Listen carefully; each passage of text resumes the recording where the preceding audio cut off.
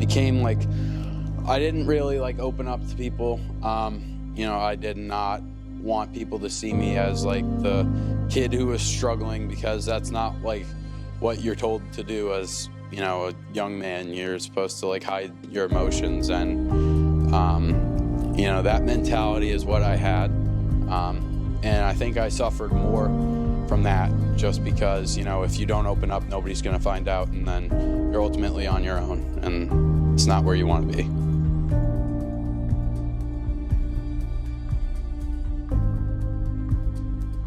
With being home, you know, I never had to talk to people. I never had to go see people. So I would spend hours in my room.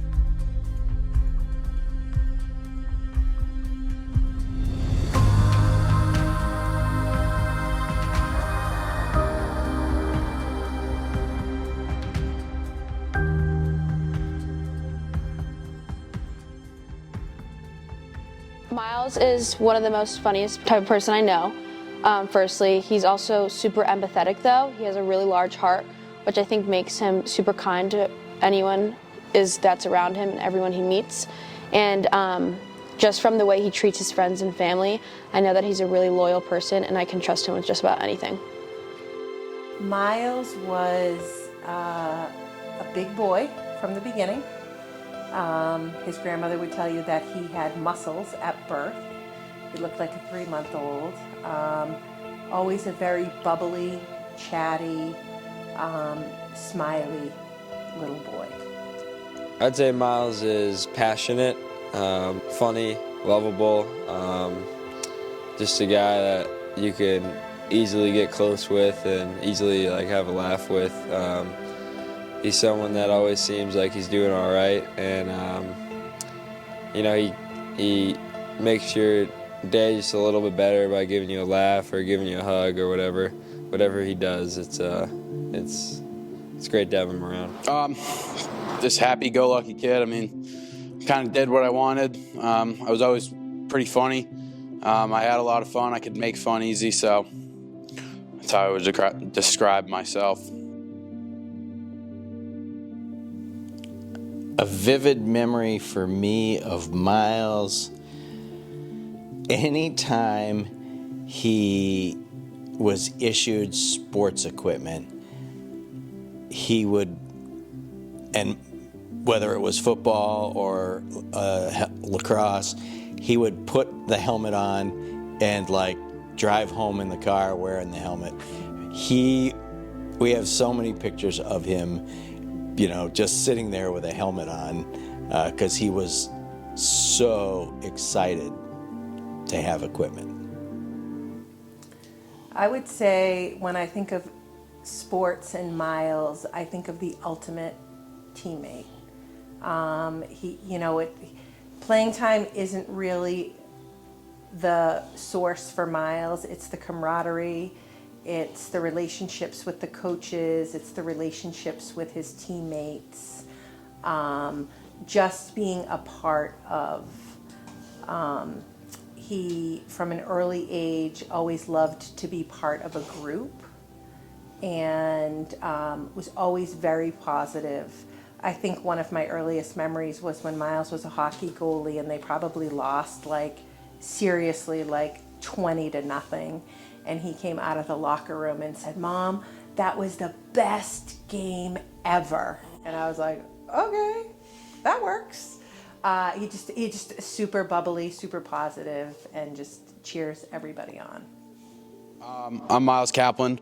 I'm 18, and I struggled with depression, anxiety, and I was suicidal. It was a really hard thing to know that Miles was going through such a hard time when he was, but the fact that we were there for each other really was important. I think for myself, between the both of us, it's just harder for us to open up about these things, but we were both going through a hard time at the same time, so knowing that he was there for me and I was there for him was really important, and how he turned his life around and overcame that difficult time is remarkable. Not at all. I don't think it was easy at all to tell that he was struggling. It was a pretty big surprise to me that when I found out that he was struggling with this with his mental health, so I instantly tried to reach out to him and just be a help and let him know that I'm there for him. I don't think it was easy from an outside perspective, but if you were close with him, you could definitely see there was a change in his mindset. No, I only knew from what he had told me. Like if you saw him at school or something, you would have no idea. No, it wasn't easy to tell Miles was struggling his sophomore year. It just goes to show kind of how someone can portray such a different feeling than what's going on the inside. So, no, he was acting completely normal like he kind of always does. I mean, he was starting to get a little distant when it really got bad, but up until that point, we had really no idea, and he kind of just showed how you could be feeling all right, or you could show that you're feeling all right on the outside, but when you're really not doing all that well. I would never had struggled with mental health or anything like it until my sophomore year when things got really rocky. The night that Miles came to us and told us how he was feeling mentally was one of the most difficult nights that I could say I have ever experienced in my life. It doesn't compare to any other situation. When your child says, I am not in the right frame of mind to continue on, and you don't have the answers, it's very difficult.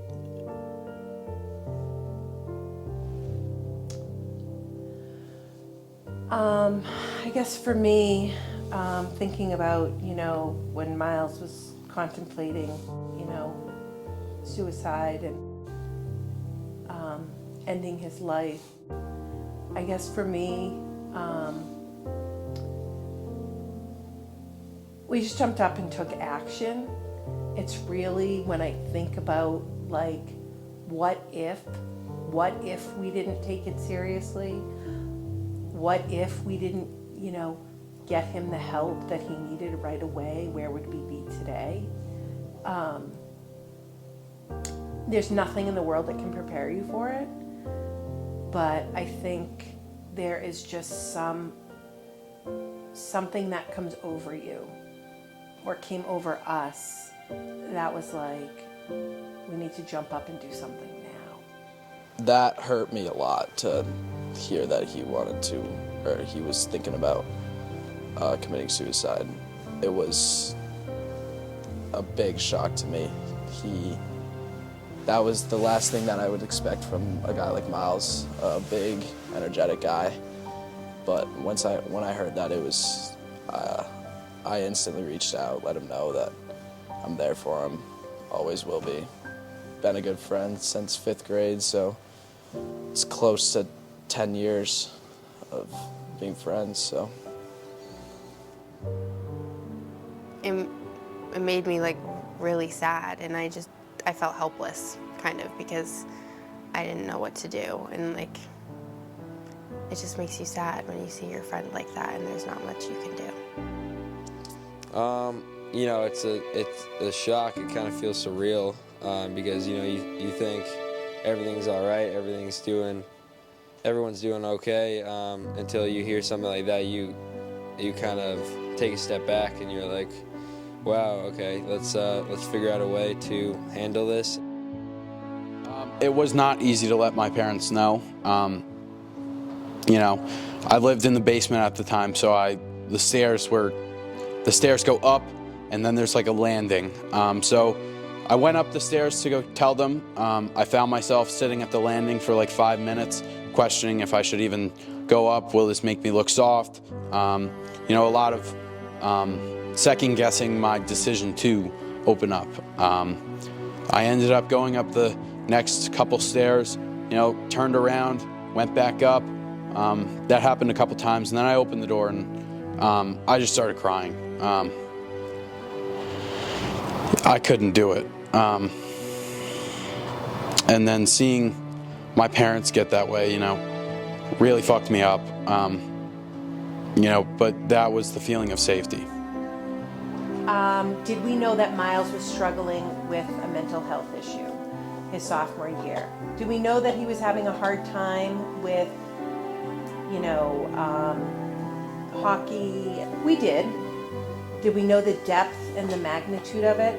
Absolutely not. I mean, I think Mark and I both, like, we feel like we have a pretty good radar with our kids. You know, we all sit on the couch, we have family dinners together. You know, I'm a pretty, you know, mom that asks a lot of questions, and there was definitely some disbelief, like, wow, how is this happening to us?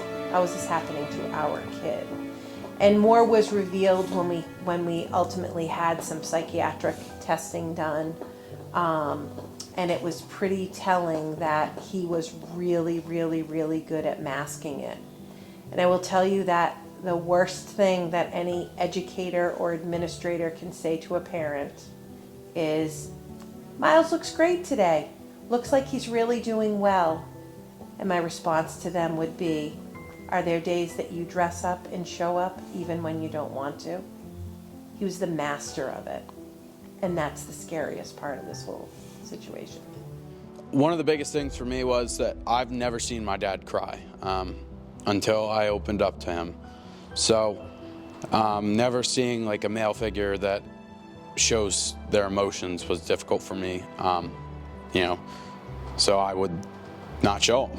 I mean, my dad never showed his, so why would I show mine?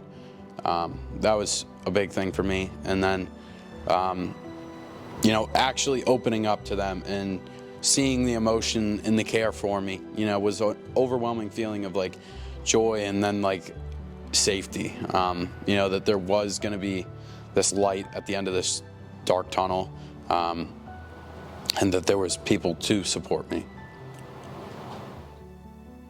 I think that Miles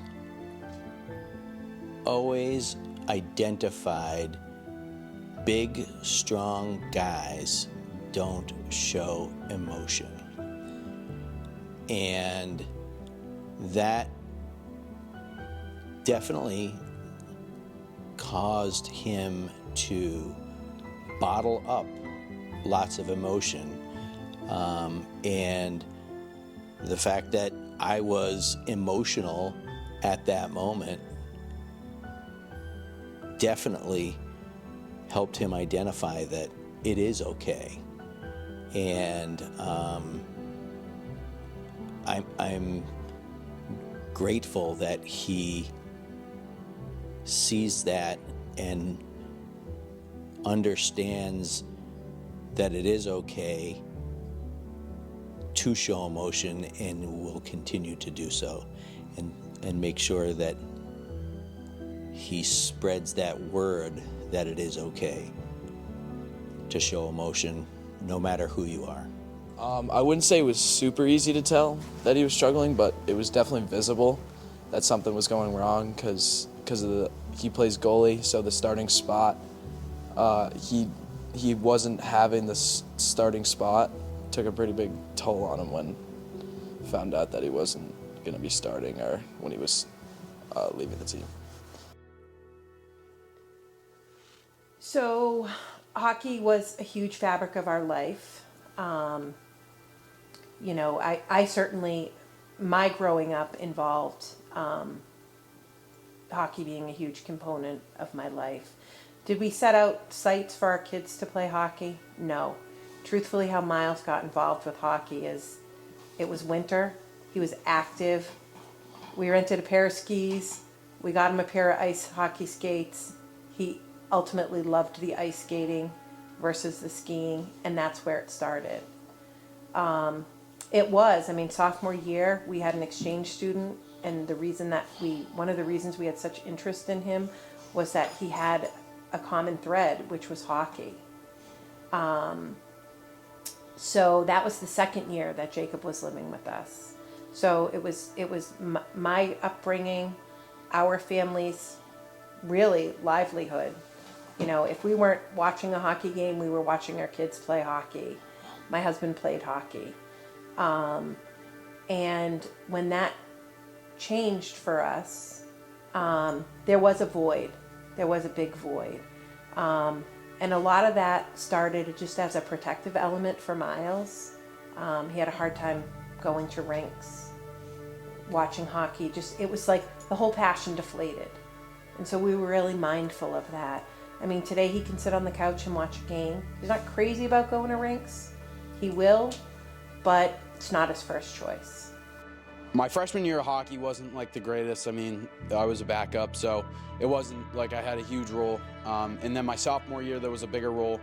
We had graduated our goalie, and I was a goalie at the time. And I had been really good through middle school. We competed at a regional level, and I had practiced with the varsity hockey team since I was in 6th grade. So I was pretty accustomed to what BBA hockey was and what they were creating. So, and then my sophomore year, a lot didn't go the way I had planned. I started struggling mentally just with myself, who I was, what I really valued at that point in time. And then, obviously my public figure. I am not like a small person, so size was always like a subject that a coach could pick on easily. And in hockey, it's not always the bigger, stronger guys that play. So, that was a key part. But it was also like a mentally abusive situation within the hockey team. I couldn't go to practice and be like comfortable. So it was a lot of like things that was not in my control that really set me over the edge and pushed me to the way I had feel and the thoughts that were created.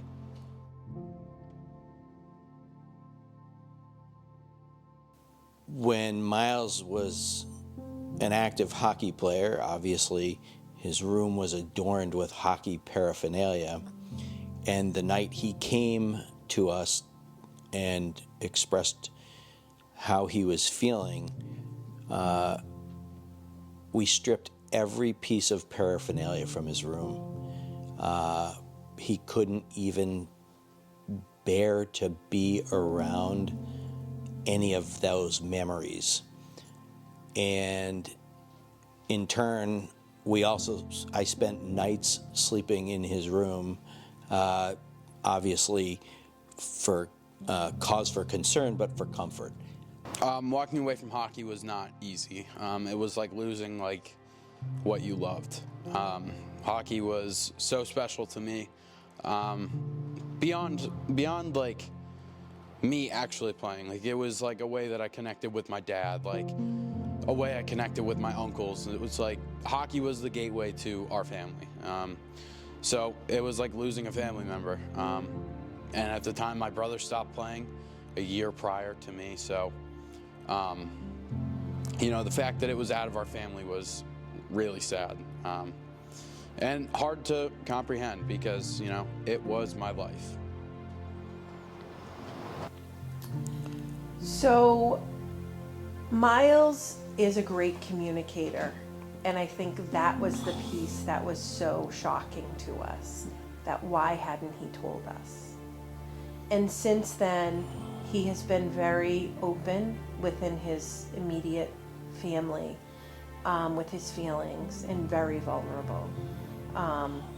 He has just started to, in the past 6 months, put things out on social media about his situation in a very vague sense, but just letting people know that it's okay not to be okay, that mental health is real, and that there are options, there are solutions. And the more that he talks about it, the stronger he is becoming. And that's part of the healing process. So he did have a slip or a setback last week. And he has such good supports in place here within his family, but also at school. There were 3 key people that he reached out to immediately. And actually one of them knew that it was coming. She had been watching it, and she knew that this was what was happening. Because of his experience in the past, he was able to vocalize that he needed help, and quickly, as Andrea said, this group all got together and was there to support him, and that cycle, which took months last time, was quick, and in a day he was able to gain a level of composure that he was able to really think rationally after a short period of time. Really, after all the mental health, I became severely, I was still severely depressed, and my anger was just up and through the roof. Me and my mom had gotten into an argument, and it could have escalated to a physical altercation. My dad stepped in. My mom had kicked me out, and the final week of my sophomore year, I was living away from home. I did all my finals on my own, and I got a job within that week. So it was I say it's the most successful week I've ever had on my own, but it was the only week I've ever had on my own. So, yes, sophomore year was definitely an emotional roller coaster. So Miles is, a little bit of the timeline, when Miles came to us, it was mid-February. And, Mark and I talk a lot about this in terms of mental health. I guess we have the analogy of it's a lot like grief, right? You're in shock, and then there can be a little bit of disbelief, and perhaps you almost get giddy, delirious, and there's a huge anger component.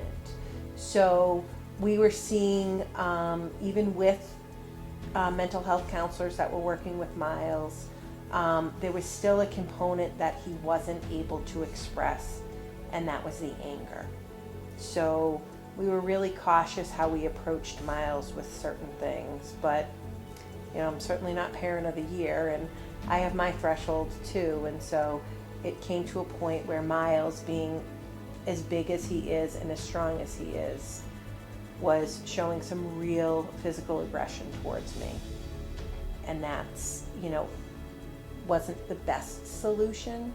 But at the time, we really were in the really early stages of how we were going to work through this, or we didn't know what to do. So working through that was just kind of on a day-to-day basis. And, identifying triggers then versus today were very different. My mental health was shit. All I did was cry. All I did was feel helpless. And I knew that with it being finals week, I had to find a house that I knew I wouldn't just party at. Because passing my classes was a big thing for me, because I had the dream of playing college football. And your sophomore and junior year are big for your GPA. So going to Tully's was the house that I had chosen. And they supported me so much. I can never thank them enough. And I think they really hold this huge spot in my heart and my life because, in the worst year of my life, they were there for me and took me in. It was definitely hard. It was hard enough for me and my mom that when he lived with us for that week, that it was definitely a whole family problem to solve, and everyone was very involved with it, I think. So yeah. I talked to no one when I was kicked out. I lived with Tully, and I talked to maybe 5 friends. My mom didn't call me or text me. My dad wasn't allowed to. My brother wasn't allowed to. I was on my own. And when I talked to my family in person, I had to write a letter to my mom why I had to be back in the house, There was a lot that I didn't know either. So, I was scared. I didn't know what to do. I didn't talk to people. So People knew. They didn't know how serious it was because I would make jokes about it to kind of ease some of the pain away. So I laughed about it rather than got down on it with people. So those were some very difficult times. Again, a very difficult decision that we made really for the safety of everybody. And over time, with lots of help between mental health counselors, psychiatrists, and an amazing family coach, we have come a long way in our family communication, but more than that, Miles' mental health. The people that we have worked with have really given him tools to cope in situations like we experienced when he was asked to leave the house. To help others who are struggling with mental health, I would tell them to keep busy, find things to do, because when you're doing these things that you love, that you're working towards and you're working for, you remember why you're doing it and why it's so important to you. And if you're not, then you just feel like helpless, like there's nothing that you can really work towards. But when you're busy, you have, say, sports, or if it's theater, just anything that you're interested in, just keep working on it and try to, each time you get to a goal, make another goal and make yourself better at it. So I definitely recommend that. I think the challenge globally, and our family experienced it firsthand, is that while you may have a family member, whether it's a parent or a sibling or a child dealing with mental health, it's actually a collaboration within the home. Mark mentioned our family health coach. He's a communication specialist for adolescents and families. And that has been a huge connection for our family, for how things are interpreted, how things should be presented. But it really isn't, no one should feel alone throughout the process, because there is a component for, I'll say, the caregiver as well as for the patient. Just be super supportive in every way that you can. You should educate yourself on the mental illness that they're struggling with, but then also you're never gonna know like the extent of what that person feels. So just like supporting them and listening to them and being there for them any way that you can. If I had to tell someone what to do if their friend was struggling, I'd tell them instantly that you got to reach out to people. You can't just be scared. You can't hide it. You can't just like leave that person and just take them out of the picture. You got to bring them in. You got to let them know that they're loved. You got to have to want them to be friends with you and want them to always like let them know that you're always there for them. The more people that realize it and the more people that open up and talk about it, the better. It changes the world for people who are struggling. It changes the world for people who want to break the stigma. And, you know, it's going to be a better world with people who talk about it. Roll Hawks, baby.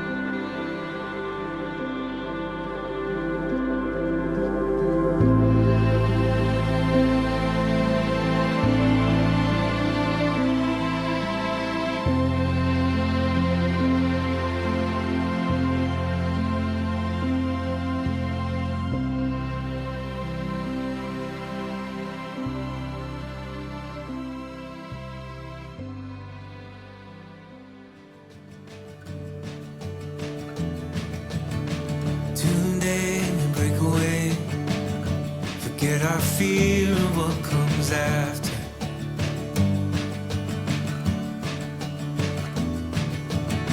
We'll hold on for better days. Let our past begin to shatter.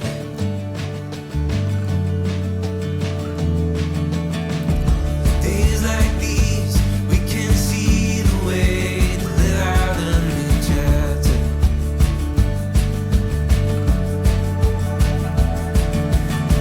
Tides coming our way as we move closer to what matters.